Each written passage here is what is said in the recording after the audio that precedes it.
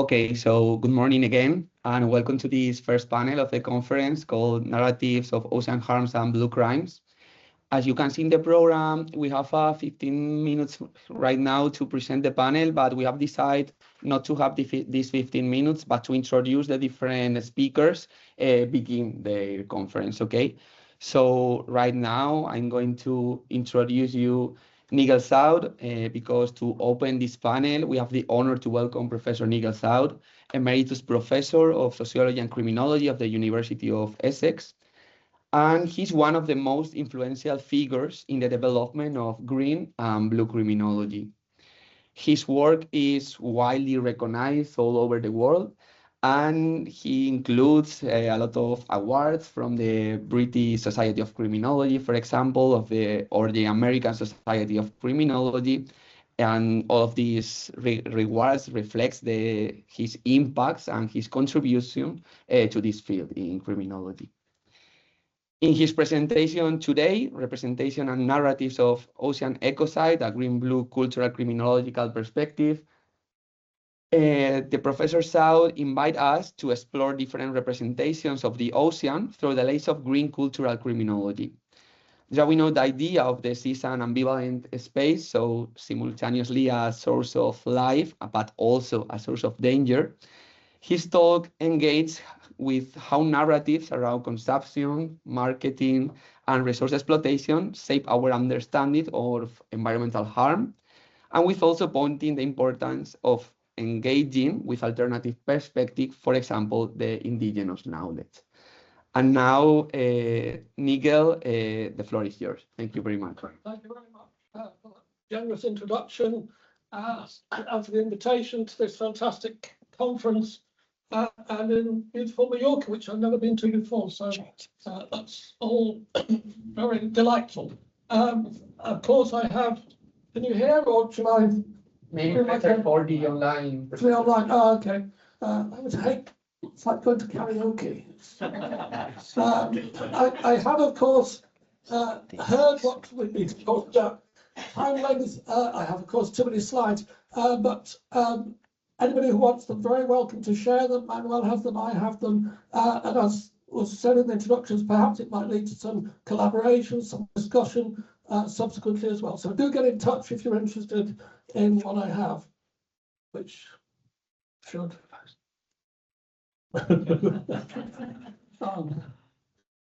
Okay, so the project is a very impressive project. It reminds us about important issues like the Convention of the Law of the Sea, narratives, how narratives change how we view, how we view ocean governance, sustainability, and rights, and it asks the question: how do cultural and scientific discourses shape conceptions, arguments, and ideas?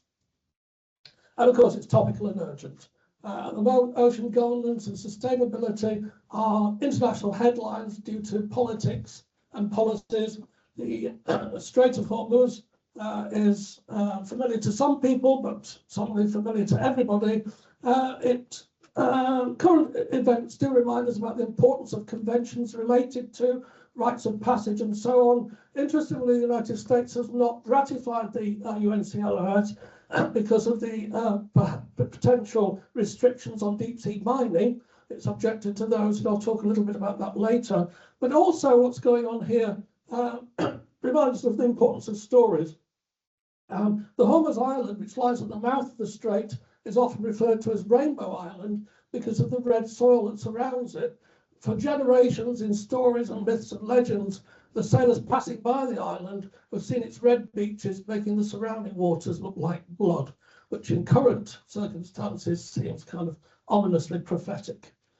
In this presentation, as said, I'll draw on an interdisciplinary kind of perspective and on frameworks that are within criminology and sociology, but kind of broader. First, green cultural criminology, which is very, very simple. It's a criminology interested in environmental issues, but also cultural facets of the environment, representations, literature, art, and movies in particular, which I'll talk about today. And blue criminology is self-explanatory. Elsewhere, I've talked about some of these issues, some with Chong, in an essay on eco-crimes and ecocide at sea. And I'll also talk about the idea or the propositions about ecocide as a way of seeing oceanic degradation. And I'll say a little bit more about that in a minute. So the first framework, green cultural criminology, is interested in environmental harm, consumerism, resistance, the commodification of nature, really. And I'll try here to draw out some examples that are relevant to the Ocean Crime Narratives project. First, relating to consumption and consumer and corporate demands for ever more advanced tech leading to mining the sea. Second, marketing and blue washing the cruise industry, and that draws on some work with Esteban. And third, representations of degradation of the oceanic and other ecosystems that humanity is currently undertaking. We're also interested in opposition and resistance and alternatives, which I don't have time to go into, but I think might be part of alternative further discussions in this conference. The second framework is blue criminology. As I say, it's very self-explanatory. It's interested in the harms inflicted on the oceans of various kinds, interested in more inclusive governance responses and the complexities of marine conservation and sustainability. And some colleagues have written about something called a southern blue criminology, which again is very simply saying we need to incorporate and recognise and listen to the voices and the experiences of the global south, rather than let these discourses and policy negotiations and so on be dominated by the global north. The third framework is the concept or propositions around ecocide, or law of ecocide, which was first kind of promoted in the 1970s after the Vietnam War. It's been considered, at one time it was being considered alongside genocide as a possible part of the Rome Statute relating to crimes against peace, but it was dropped from that. In the past decade, there's been a real momentum around discussions about the possibilities of an international law of ecocide or else incorporation into domestic law. I think it's a very interesting proposition to debate, and maybe that will come up elsewhere. In 2021, the Stop Ecocide Foundation produced a further kind of drafting of what this might look like as an international law. And as I say, we can talk about that later. But I think it's a useful kind of prism or way of thinking about what's happening to the planet. If we find genocide a powerful concept, we should also find ecocide a powerful concept. So the examples, consumption and demand for tech and AI. The IUCN has drawn attention to deep sea mining and some of the implications of deep sea mining, particularly in relation to polymetallic nodules. This is going to not be good news for the oceans, I don't think. It will lead to habitat loss, organism death, particle plumes that pollute in the ocean, and in terms of what John will be talking about, lots of noise, which is devastating for various marine species.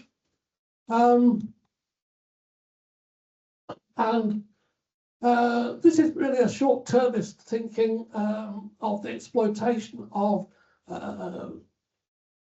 deposits built up on the seafloor over millions of years in pursuit of green claims, which are debatable. We do want a green transition, but do we need to mine the sea in order to get there? Deep sea mining is still in experimental stages. We don't yet know what the full impacts will be. What we do know is that biodiversity loss will be inevitable and, according to some, most likely irreversible. Now, in the book, Monstrous Nature and Representation of Environmental Harms, published by Temple University Press out last year, Abby Brisbane and I are using real-world examples of environmental problems, environmental issues, environmental harms, and looking at how those are reflected in popular culture, literature, and movies.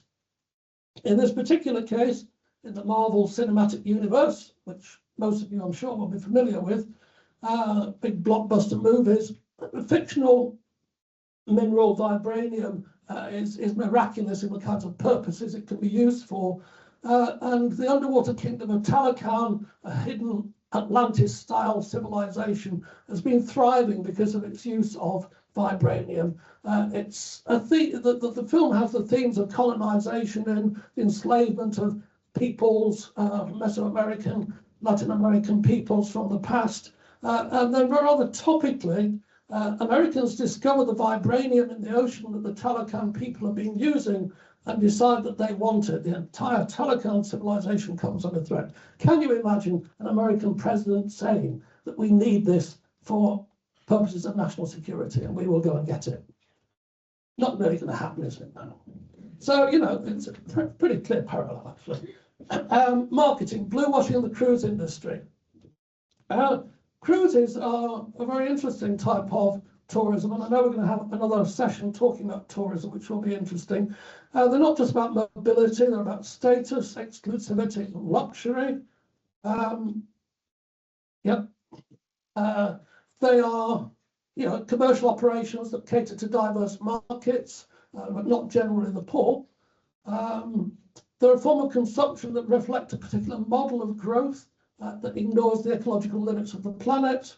And they external, in economic terms, they externalize costs, they externalize environmental and social costs to other populations and vulnerable natural environments.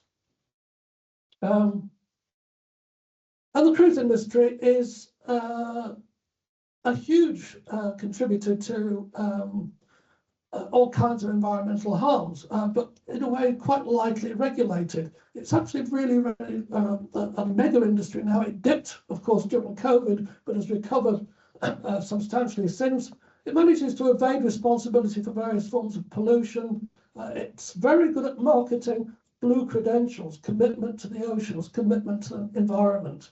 And all of this hinders oversight, and the marketing of blue washing, as we call it, marketing of this image as being environmentally or ocean friendly, releases the industry from public criticism and public pressure. And in fact, its most successful achievement actually is to create a false sense of security and eco-consciousness among consumers. So consumers can believe that they are going on ocean voyages that are about discovery and treasuring the environment and so on. The worst kind of excess of this kind of marketing is kind of last chance to see. Last chance to see icebergs before they melt, last chance to see polar bears before they die. But it builds on this eco-consciousness. Now, boats in general and ships and yachts and things are the subject of fascination to storytellers, narratives. They're dangerous places in so many stories. You must have seen the Agatha Christie movie Death on the Nile. Don't go on a cruise. You're going to get murdered or it'll sink. You know, disaster movies love sinking ships as well. But these stories often present also a moral narrative about the state of the world or the lives of the rich, the lives of the elite. And this is because throughout the centuries, all the way through mythology, being on board a boat, a boat is a theatre. It has a cast of characters. It has a backdrop that changes for weather or location.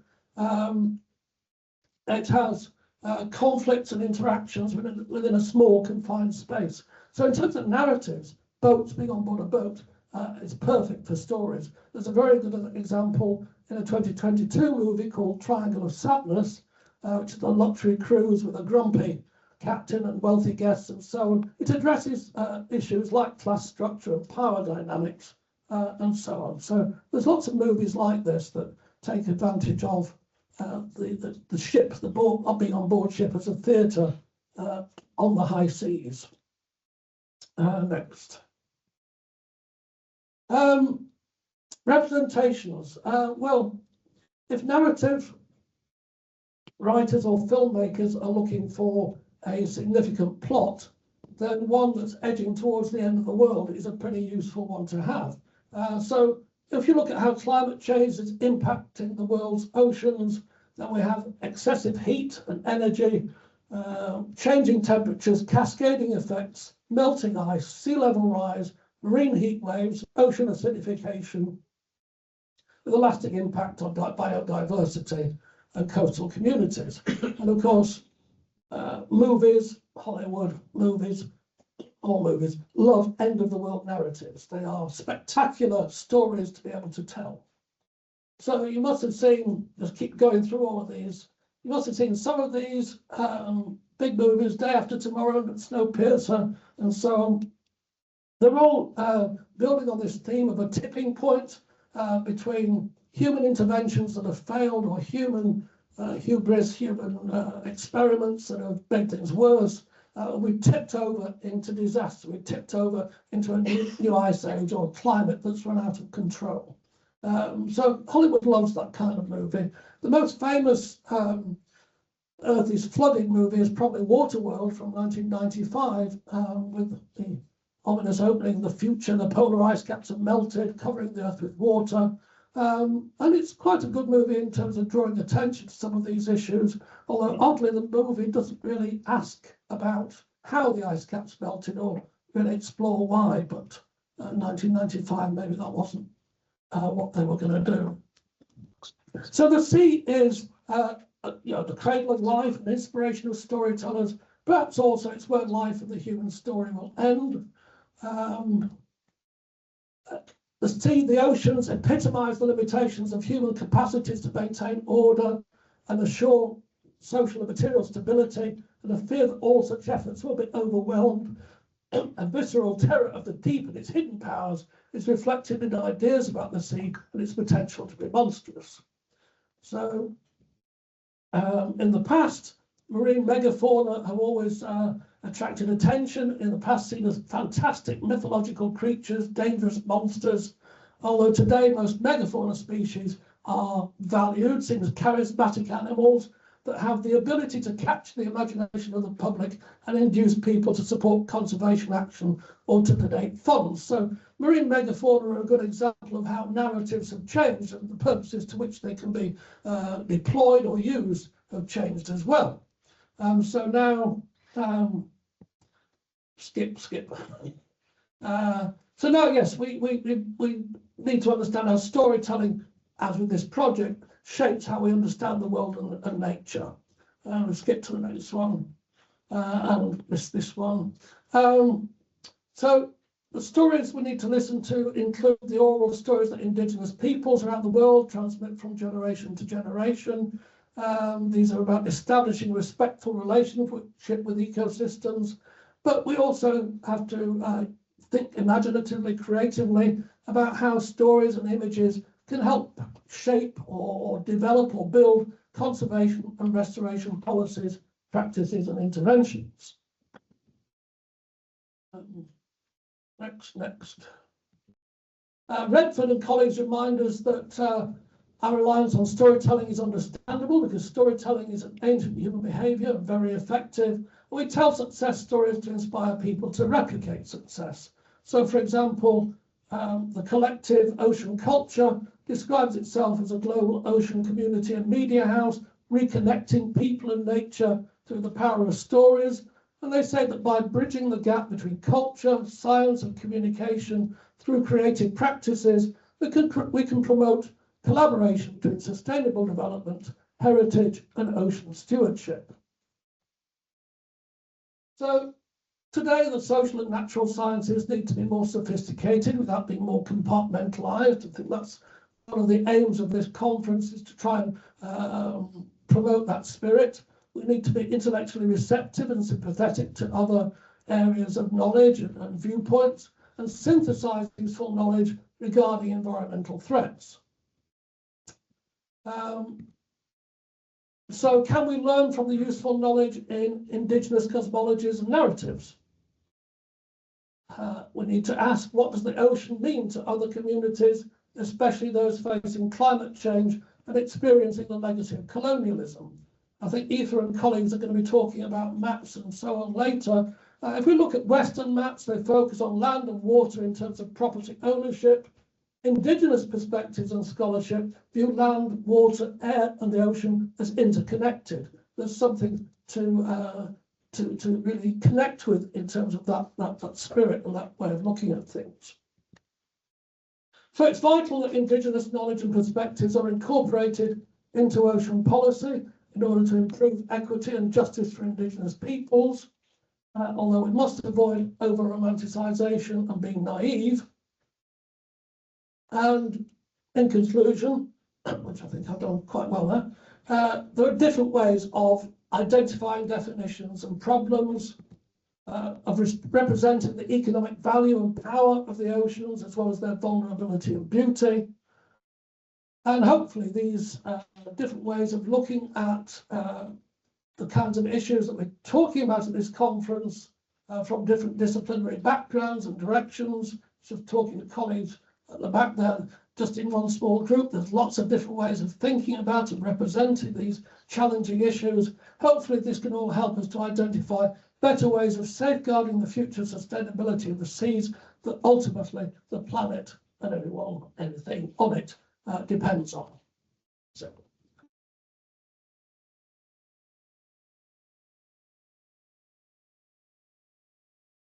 Thank you very much, Professor South. It is always a pleasure to hear you connecting all of these ideas, but also the use of this background with films, which is really connected with our project. And I suppose that all of you, I'm sure that all of you find this really interesting.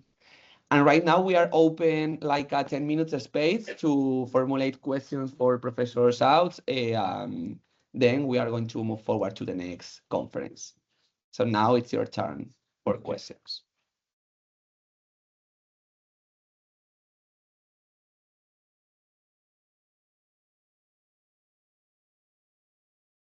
Yes. Hi, yeah, thanks for that great talk. I'm Kate. Yeah, I really enjoyed this, and I'm going to ask maybe just a selfish question because I'm working on a book chapter about kind of the narratives of the deep sea, specifically in the seafloor, because seabed mining headed that direction. So I'm wondering if there's kind of nuance in some of the stories you're seeing about different spaces in the ocean, the surface versus the depth, or tropical versus polar, or how those kind of different geographies of the ocean might influence some of the narratives. Thank you. Well, I think we're only just beginning to, marine scientists, marine biologists are only just beginning to realize what might be in the deep, what kind of life and other marvels there might be in the deep ocean. I think when we started in the most recent book looking at not just movies but literature, a colleague back there was just talking about looking at old classics like Moby Dick. There's a change of perspective can really find a lot from existing classic resources about the oceans and the seas and interdependence between human communities and the seas, particularly in relation to indigenous communities, but any coastal communities that haven't really been thought about before. So a former colleague, sadly no longer with us, of mine, Vincenzo Ruggiero, a political economy Marxist criminologist who reread Moby Dick and gave a lovely sort of reanalysis of the kind of capitalism it represents, the kind of exploitation it represents, the kind of labour market on board a ship that it represents, and so on. So we could probably, I'd be delighted to continue being in touch and seeing if I can remember any resources that might be useful. But I think it's interesting that it's a real strength of this conference because it's encouraging us to shift perspectives sometimes, and so sometimes doing that can make us think, oh yes, if you look at that from a different angle. But the deep sea and deep sea mining science, both for and against, I think will be of real interest to you and to all of us.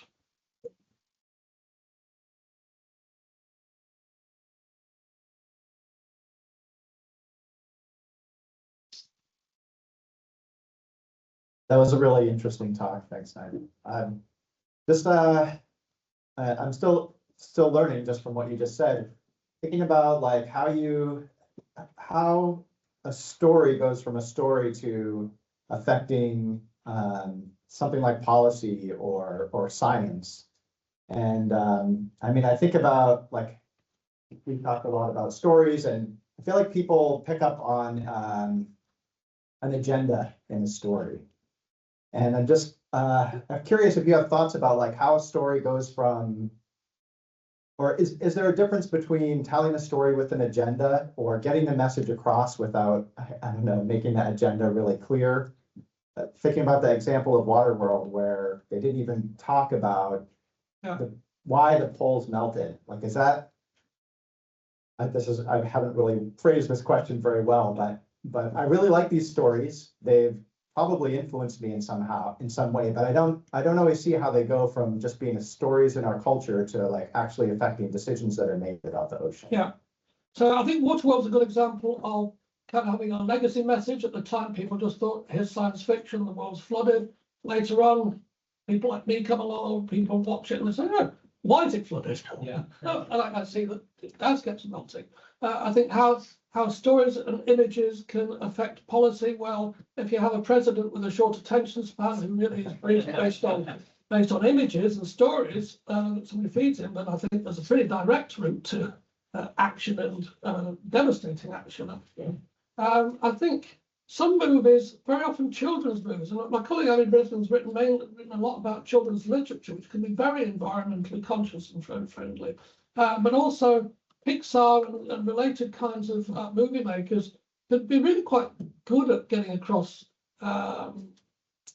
environmental messages in smart, funny, but also pretty serious ways, which then work for children, young people thinking about the environment that they live in, and then also work for adults as well. WALL-E is one I use quite a lot and was originally in here. We trashed the planet, and so poor WALL-E the robot started picking up the trash.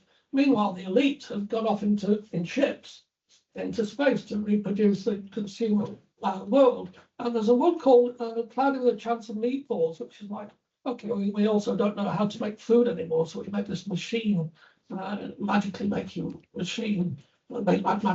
food. So I think there's lots of ways in which, although it's generally depressing, the kind of messages that we get, I think there's lots of ways in which narrative makers do successfully get messages across and images across that can be quite influential generationally, for good or bad, can be powerful messages to politicians and so on.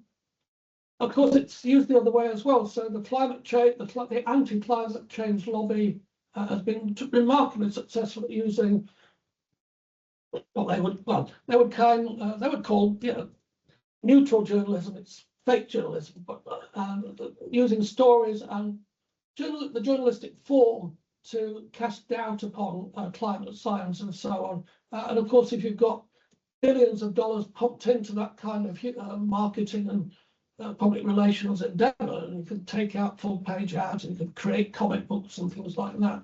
Then again, this way of looking at things, the narrative, the images do change opinion. Sadly, in that case, I think it's the wrong kind of direction, but we can talk more maybe. Yeah, I'll catch you at the break.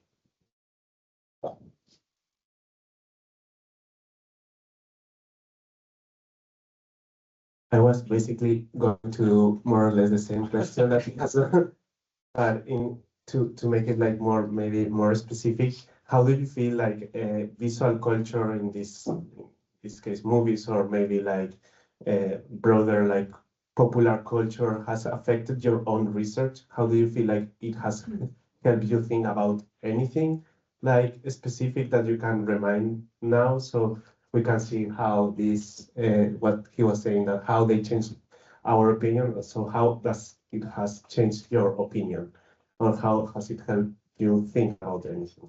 Right. Okay. I first started thinking about green criminology in the 1990s when I had to design a new criminology course, and I introduced all the new directions that I could think of in criminology. And I thought, well, nobody seems to talk about what we're doing to the planet. You could have corporate crime in there, where everybody teaches corporate crime.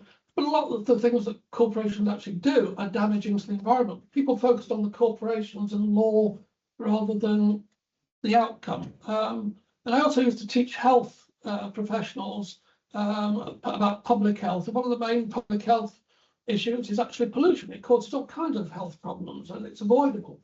And so I got into the area, and I like nature. I got into the area, and it took me quite a long time to start thinking, well, where do people get their ideas from? Where do people get their messages about the environment from? Because quite obviously we are ruining the planet, but it's not really on the headline news. It's not really a popular entertainment kind of issue. So that was the 1990s. I genuinely think in the past 20 years or so, there has been more media product that has been more helpful and educational about environmental issues. So I think I've probably become more aware of and used that material alongside it developing. And I think it is, I mean, I can give you references to the work of my colleague out in Brisbane, because his children were small, he was really looking at the kinds of stories that they were reading and the kind of movies that they were watching, and can give you references to his work. I think it's great that young people have access to those kinds of resources and ways of thinking and looking at the world. There is a kind of good old-fashioned sociological question about all of this, because is it middle class? Is it gendered? Is it middle class? Is it a particular way of looking that people in universities promote?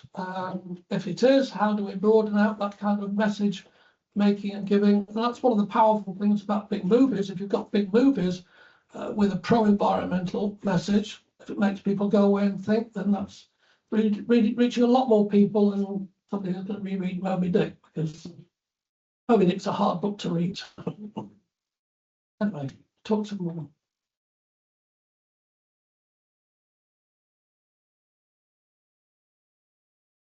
Okay, so last question. That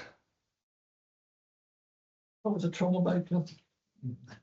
Nigel, thank you. That was fascinating.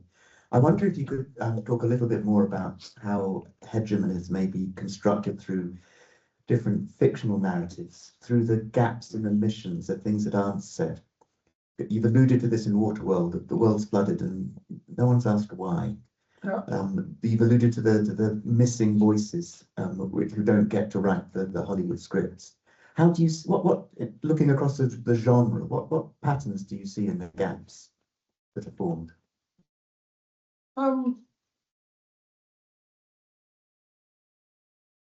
Well, this is largely about who controls big images, and it's people who go on luxury cruises. It's the powerful. It generally comes down to who shapes the world, the powerful and the rich, the corporate rich, and so on. But that's not to say that there aren't, and this is the resistance, the alternatives dimension of green cultural criminology that I didn't get to talk about. It's not to say that people don't have the ability, the agency, the opportunity to do documentaries, to write alternative histories, to work with the disempowered communities, to put voices forward. So again, in the past 20 years, I think I've done quite a bit of work in Latin America with our colleague David Goyes, particularly in Colombia. The voices of indigenous peoples are getting represented more on the international stage, not just politically or in terms of conflicts about resource issues, but also in terms of art, in terms of the literature, in terms of the stories and how those get disseminated. You know, these now become parts of major exhibitions in cities around the world. So there is the domination, the hegemonic domination of messages and media. The concentration of media among global corporations is really quite intense now. You know, very few people own a lot of the wealth and own a lot of the media. But that's not to say that there are pockets or the opportunities to resist, to fight back, to send, to tell alternative stories and so on. So we need to keep listening for and supporting those. It can be powerful. So thank you very much, Professor South, for your conference. I was really interested also in how these films could pressure to population or can influence in policies at the end. So I think you have responded my question to other colleagues, and thank you very much to be here today. And now we are going to move forward to the second conference of the morning.